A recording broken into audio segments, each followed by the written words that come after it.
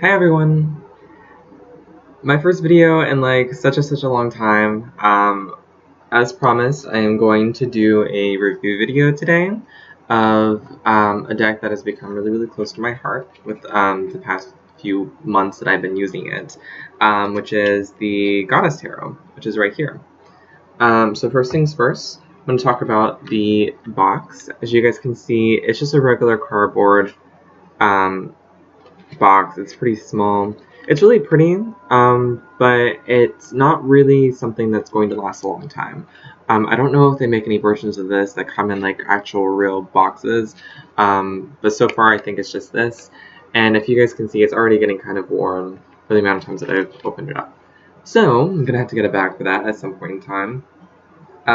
But it's very indicative of like what the rest of the deck looks like. The different colors and everything, golds, blues, these all occur a lot within the deck, and I really like it. It evokes a kind of royal, kind of magical feeling from it. Before I get into the actual cards, I'll just talk about a little bit about like what I use these cards for. Obviously, I use them to do tarot readings with.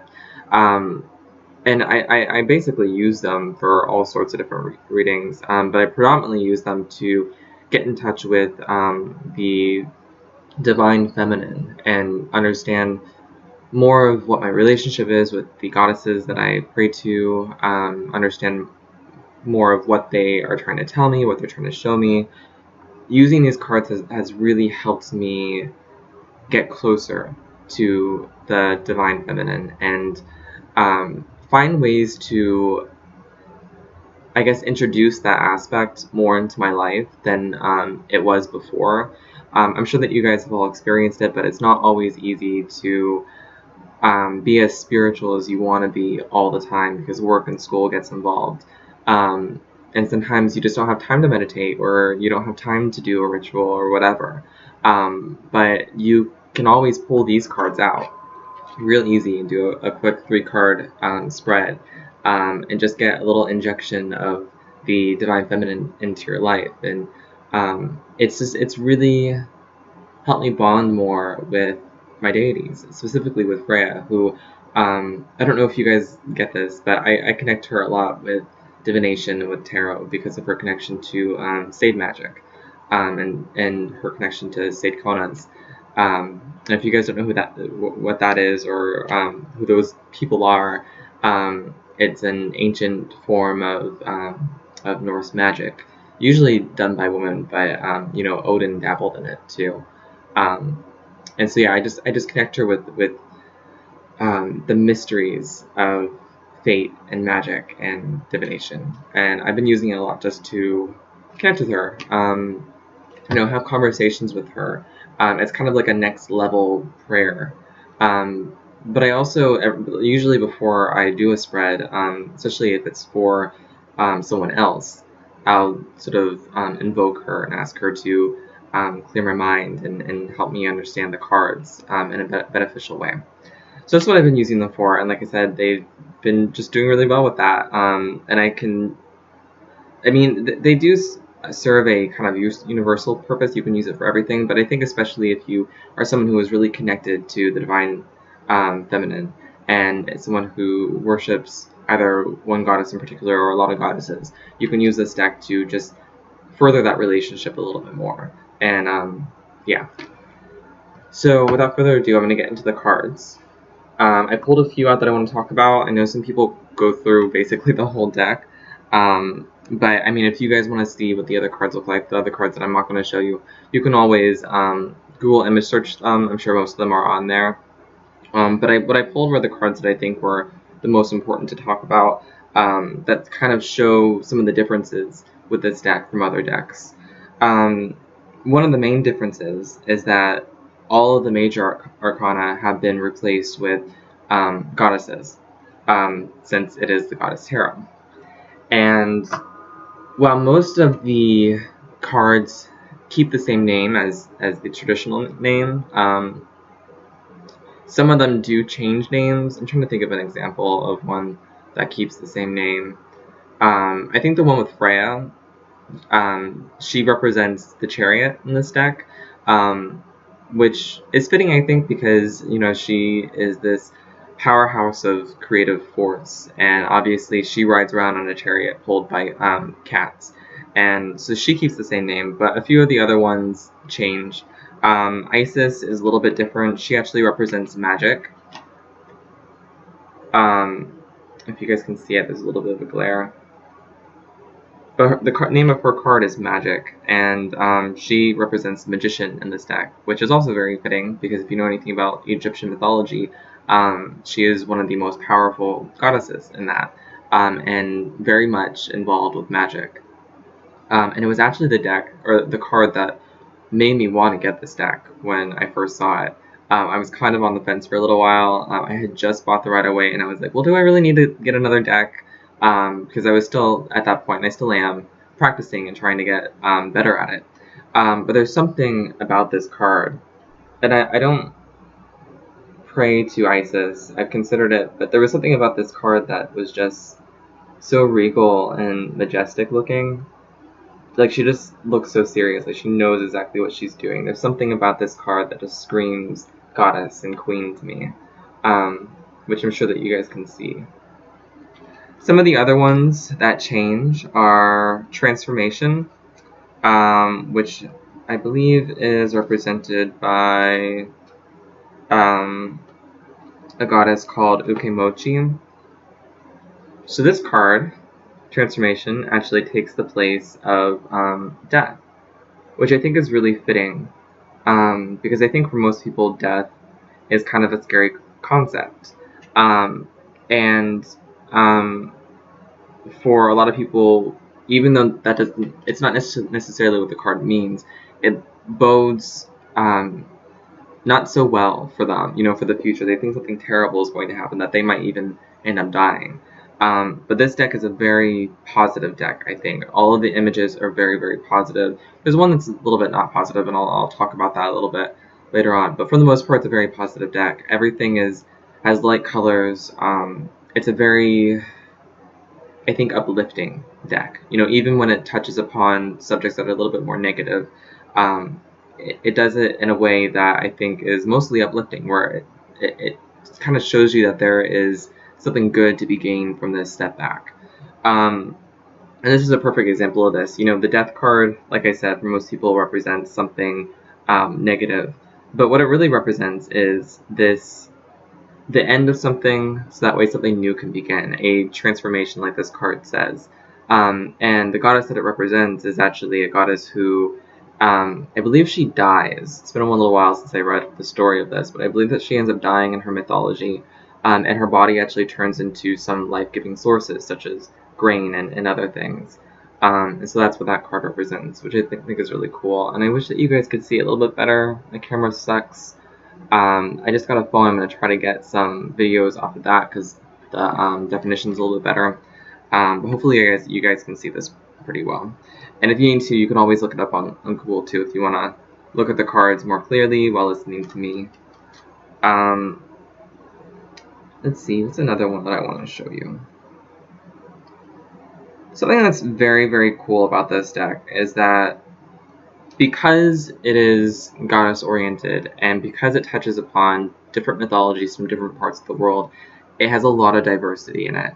All the cards are actually, all but, I think, the princes and the kings are represented by women. So it's like probably 99% woman being represented in these cards. So once again, you get that divine feminine aspect coming across. And within, well, I'll talk about that a little bit later. But yeah, so it's all women, and like I said, the major arcana are represented by different goddesses, and all the goddesses come from all different sorts of the world. So you get a lot of goddesses who are women of color.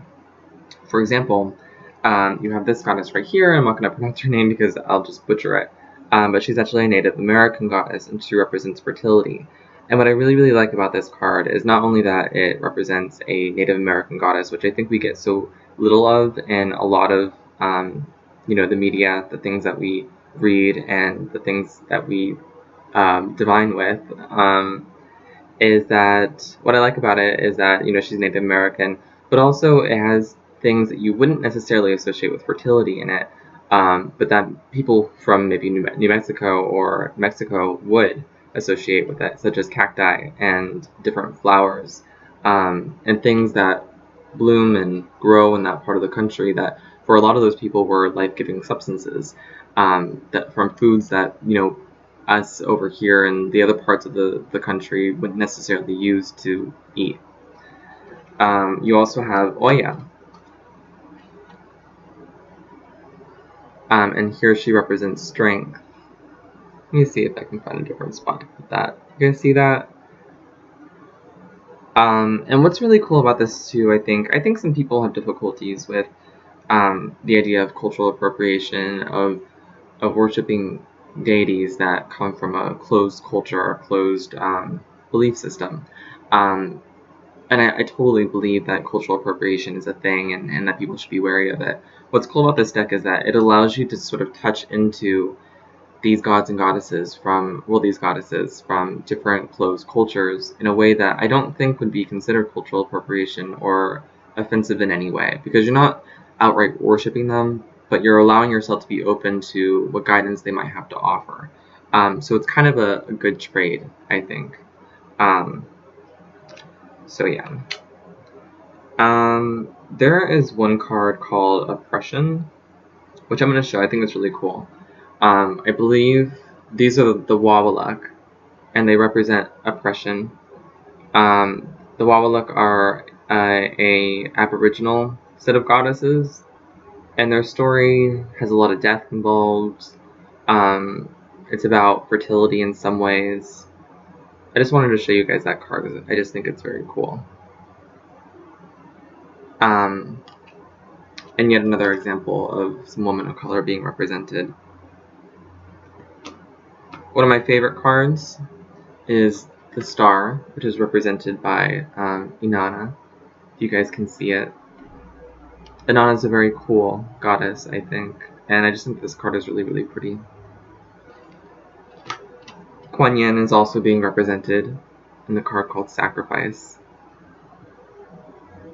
I know that there's a lot of people who worship Kuan Yin, so I wanted to make sure to show that card. We also have Diana representing the moon, fittingly. I think it's a very cool card. I like the snowiness. I don't know how often it snows in Greece. Another cool aspect of this deck is that, once again, because it represents a lot of goddesses from around the world, it also represents a lot of goddesses from mythologies that are not so well known or used as often within our media, such as Guinevere, which is really, I don't know a lot about her mythology beyond the Arthurian legends, but she's really more of an archetype. But it's cool that she's being represented here. And she represents judgment, which I think is fitting because she's a queen. Another woman of color, Yamana, representing balance. This has taken the place of the, wow, the name just left my head. It's my card. I don't know why I don't remember it. Temperance. That's what it represents. Balance for temperance. Here's a Chinese goddess, Chang'o, representing contemplation. And I think I've gone through all of the ones that I have here. So that's just a little overview of the different major arcana. If you guys want to check out some more, like I said, all the images are on Google. I'm certain that you'll find your favorite goddess in there, the goddess that you commune with, and hopefully you like that card. One of my goddesses is Aphrodite, and in this deck she's actually represented by Venus, and I know that a lot of people separate the two as two different deities, and I know that they are in a lot of ways, because although the Romans adopted a lot from Aphrodite to associate with their goddess Venus, they overlap in a lot of ways. So I feel like I can kind of consider her Aphrodite in here, since Aphrodite is not actually being represented. And I'm not too thrilled with the card, actually. There's not a lot about it that screams Greece or even Roman to me. It looks a little bit medieval.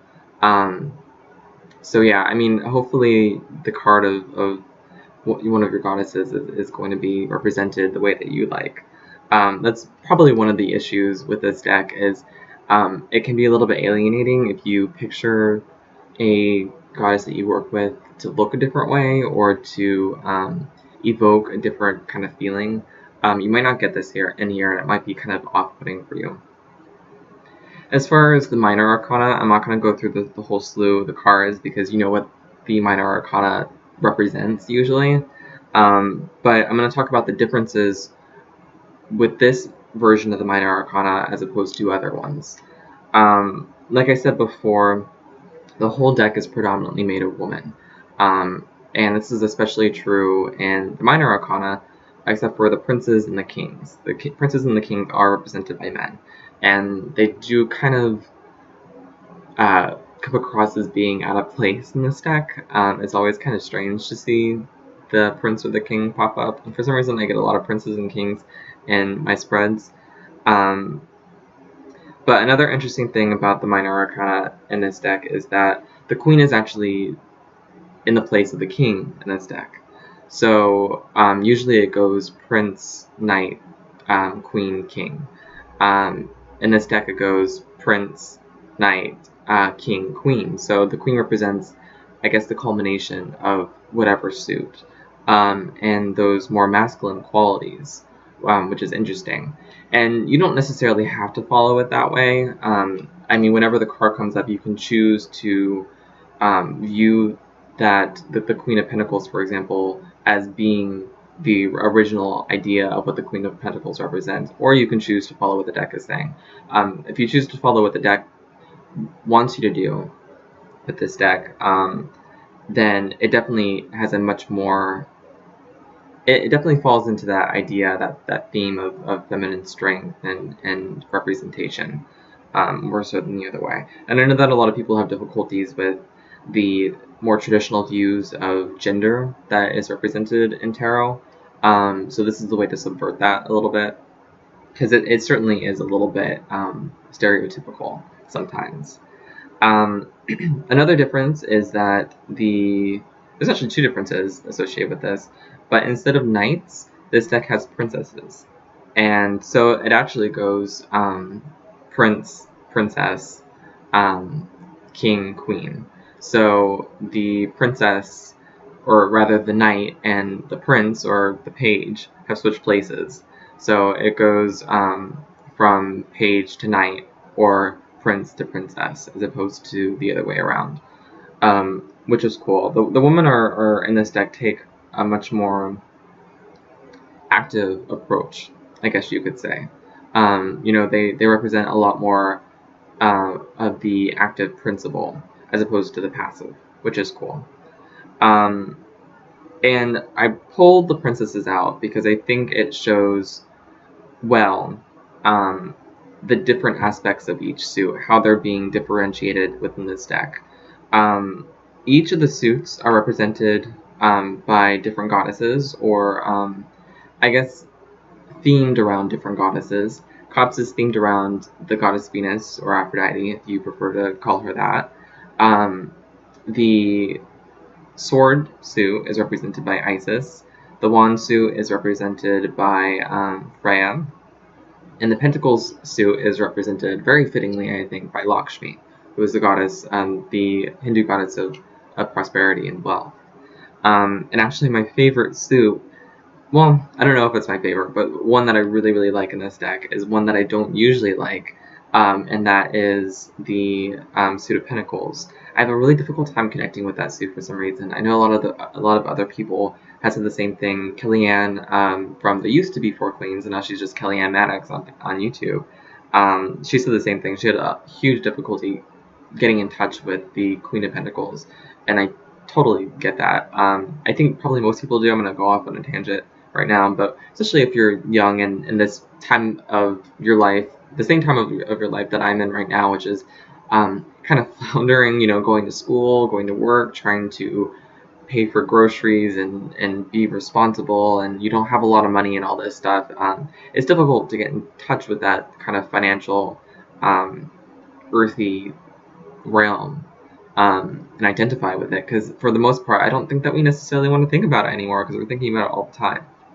But in this deck, it really screams, well, it kind of represents a lot more than just the financial, and of course the Pentacles represents a lot more than the financial, but I think in other decks, specifically the Rider-Waite, you see much more that idea of currency. In this deck, you see a lot of nature represented in the Pentacles. You see a lot of flowers and trees, and just in general luxury outside of currency.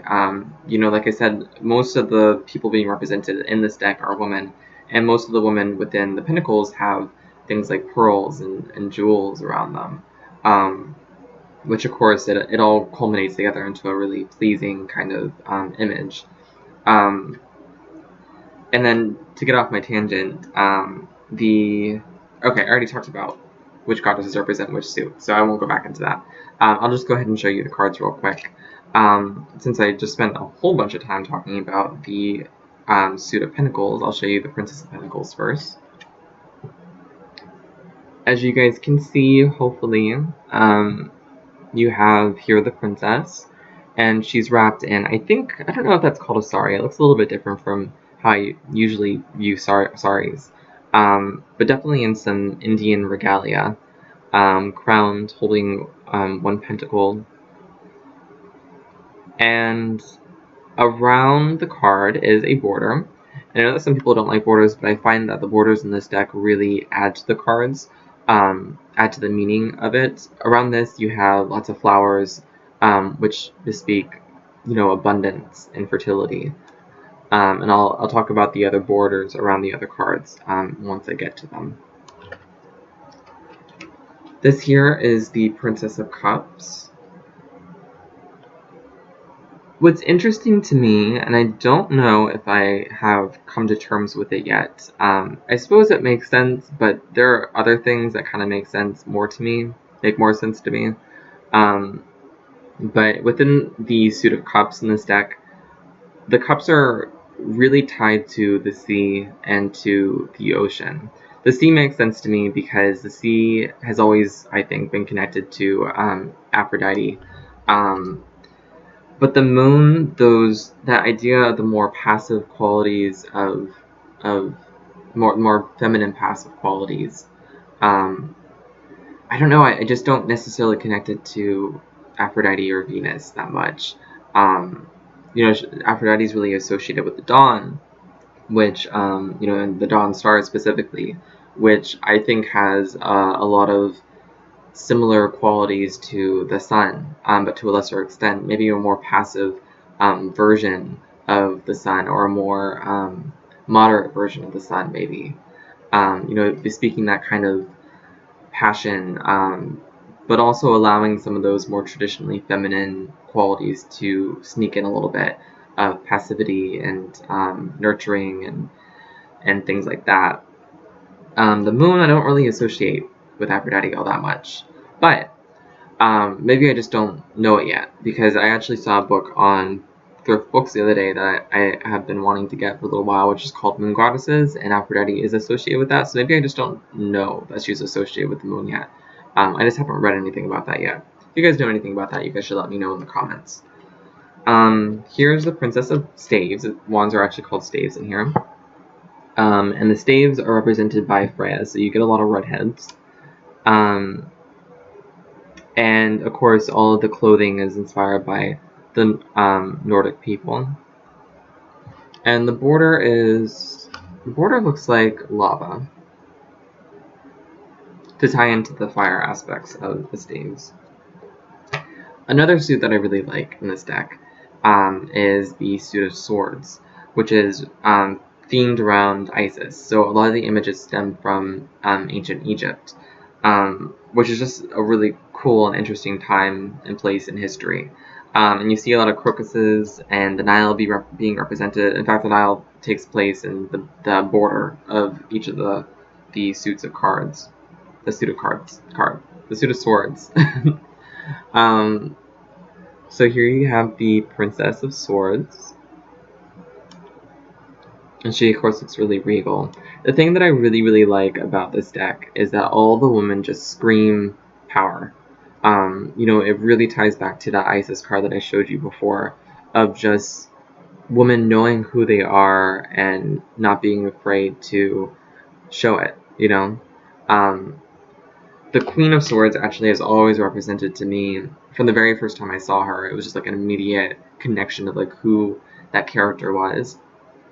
And she's always represented to me a woman who knows exactly who she is and who is maybe a little bit blunt about it. And I connected with that aspect because I think sometimes I can be that too. And I know, you know, my own preset idea of what is, I don't want to say moral, but what is like the right way to do things.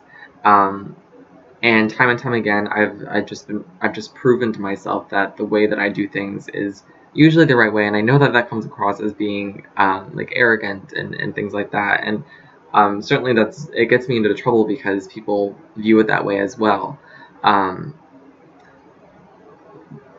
But I can look at a situation, I can see, well, this is the way that you should go about it, and I can be a little bit arrogant about it, I guess, or pushy with it, especially with my friends who I care a lot about, and when they're going through difficulties, you know, if it's about a relationship or they're trying to figure out if they should go to college or not, you know, the 20s are the time in our lives that we're going to make a lot of mistakes, and I'm certain that I make a lot of mistakes too, but I try really, really hard to do things that are going to make my future better, and I want my friends to do things that are going to make their future better too. So when I see them making what I think are mistakes, what often prove to be mistakes, I try to convince them as hard as I can to choose otherwise. And I think that the Queen of Swords kind of represents that in a lot of ways. You know, she is someone who is very much in touch with who she is, who is very much in touch with what she believes in and what she thinks is right, and often pushy and often candid and often forceful of her ideas on other people. But she always does it out of care, I think, because she truly cares about the limited amount of people that are in her life.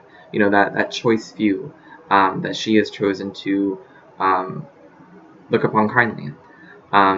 So, you know, it has that positive and negative aspect of it. She's not the only card that I kind of am in touch with in the tarot, but she was definitely, I think, the first one that I really saw and resonated with. So yeah, I mean, that is pretty much it for this deck. I did kind of ramble and go on tangents a little bit. Hopefully it wasn't too boring. If you guys have any questions for me in regards to this deck, please let me know in the comments, and I'll try to answer them as soon as possible.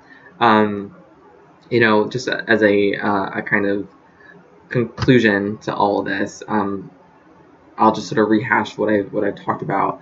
The cool thing about this deck is that it is, you know, very in touch with the Divine Feminine, as is obvious by the name, which is the Goddess Tarot. It'll really help you bond with that aspect of divinity, if that's what you're looking for, and really get in touch with your goddesses. And even if you're not a religious person, if you just identify with feminine archetypes, this is a good deck to get. Another cool thing is that it is a little bit creative with the naming of certain cards, such as the Arcana, the Major Arcana. It changes some words around, and it kind of offers new takes, or even better takes, on the original meanings of the original cards, such as, you know, changing death for transformation, or changing transformation for death, however you want to word that sentence. It's not always a difference, but it often exposes or emphasizes a certain aspect of a card that sometimes is maybe forgotten by this grander idea of or like maybe a more biased idea of like a specific word such as death, which is often misconstrued to be something always negative, which it isn't. All the suits are separated amongst 4 different goddesses. Freya, Isis, Lakshmi, and Aphrodite or Venus, and they've changed all of the culminating masculine forces into more feminine forces by making all the kings into the queens and all the knights into princesses. So that's very cool too. But yeah, that's it. Thank you guys so much for listening to me. Hope this has been an interesting video. And I plan on making another video very, very soon. I have a reveal to do, and I'm itchy to do it because it's just sitting there waiting for me. So hopefully that happens soon. Thanks. Bye, you guys.